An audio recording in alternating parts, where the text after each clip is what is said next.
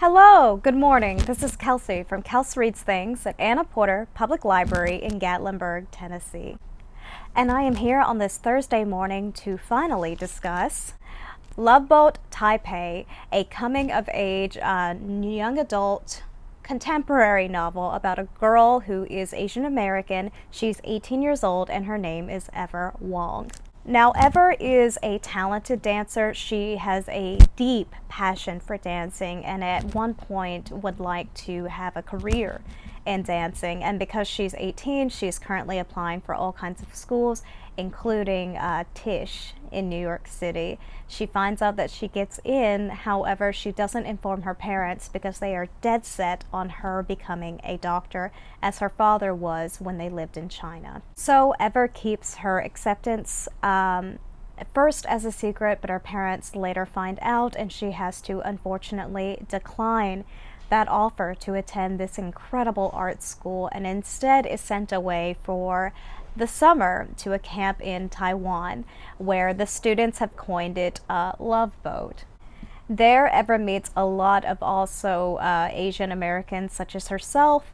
For the first time, she feels like she is in a cohort of her own culture, but at the same time, it's a little bit of a culture shock for her because she's used to being the only Asian person that she knows. Throughout the course of this camp, Ever will discover relationship struggles, family struggles, as well as those that she has with her own self. She was sent there originally to get more in touch with her own culture, based on her parents' wishes, as well as to be a little more versed in Mandarin. But along the way, Ever might find a way to dance after all, and also to create some lifelong friendships and relationships. And that is the general premise of Loveboat Taipei by Abigail Wing Wan.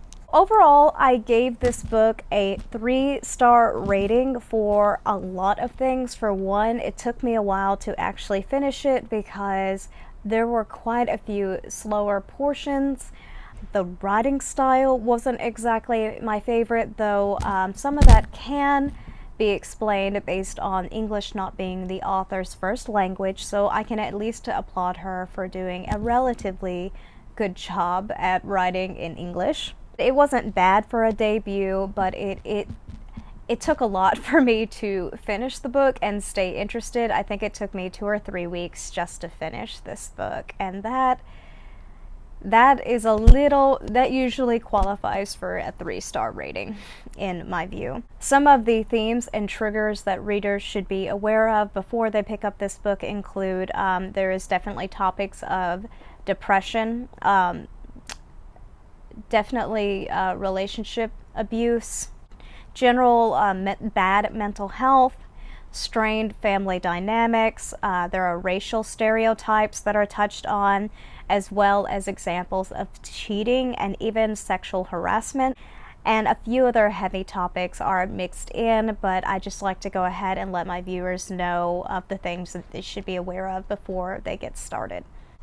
Okay, so now I'm going to talk a little more about the things that I took from this book. There was obviously a lot of drama, as to kind of be expected. When you pick up the book, you can tell that it's definitely a coming-of-age book, and that typically means there is going to be some circumstances that the character goes through that they have to grow through. And I will say that Ever did grow as a person. There were a few times in which I definitely questioned her judgment, but again, she is a very young person when this book starts out. She's never really had a chance to pursue being her entire self. However, she gets that chance when she goes to this camp because the camp is not crazy supervised as her parents were led to believe. It's definitely more of a typical summer camp. There's quite a bit of going out to clubs and dancing and drinking and being exposed to fun that Ever has never been exposed to before. There were a few questions about characters that I felt were left not necessarily unanswered, but they could have been expanded on. A few of the characters were just a touch too too two-dimensional to me. They didn't all have as much depth as I would have liked. I did enjoy the message about seeking professional help when you are not in a good mental space. That's exceptionally important, and it needs to be probably a theme that's featured more in young adult novels, but I have noticed that's becoming more and more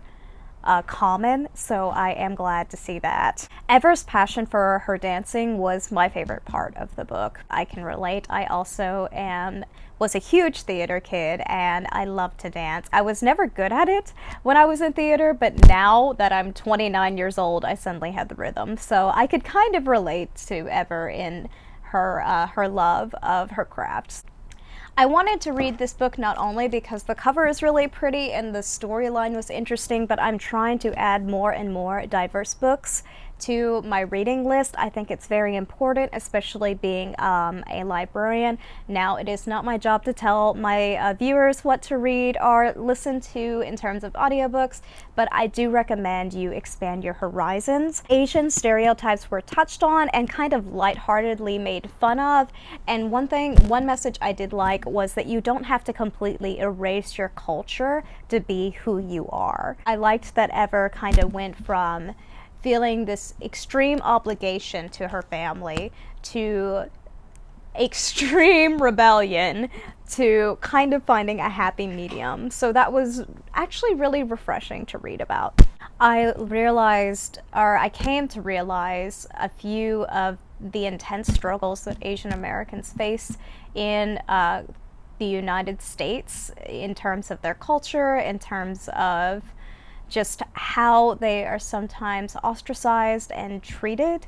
And some of these intense prejudices I was not previously aware of, so it was eye-opening. Or I guess I shouldn't say I wasn't aware of them, because I know minorities experience all kinds of mistreatment in the United States. I guess I should say I didn't realize, it helped me realize how big of an issue this is. The writing style was easy to follow, but there were times when the metaphors I felt like didn't really make any sense. The writing was at times a bit jarring and choppy, and I think it could have been used a little more editing. There are some very problematic elements of this book, in my opinion, especially when it comes to betrayal.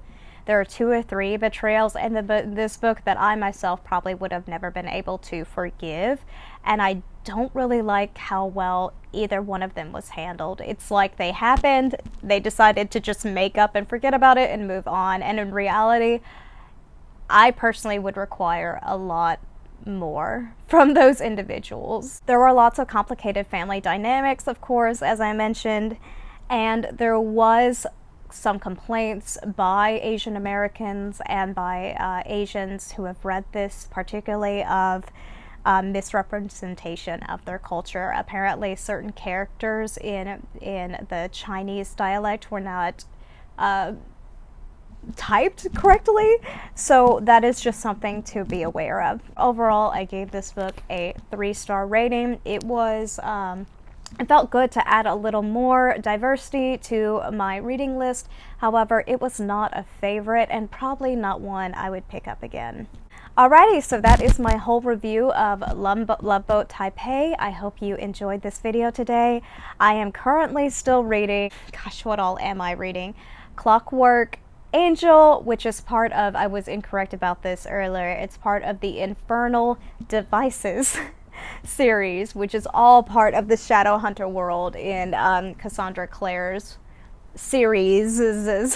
And I'm also currently reading City of Ashes, which is the second book in her it's the second book in her The Mortal Instruments series. Another time I will probably discuss the correct way to read these based on publication date and based on what fans have told me you'll want to read them in publication date to avoid spoilers. So that means you'll need to read City of Bones, City of Ashes, and then City of Glass, and then start on Clockwork Angel. Since I went ahead and dived into Clockwork Angel, I'm going to go ahead and just keep reading it, and if I run into spoilers, that's okay.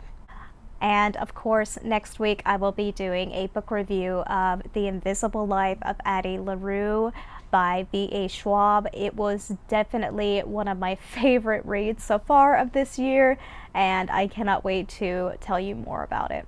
Thanks again for watching today. I hope you have a fabulous Thursday, and don't forget to keep reading.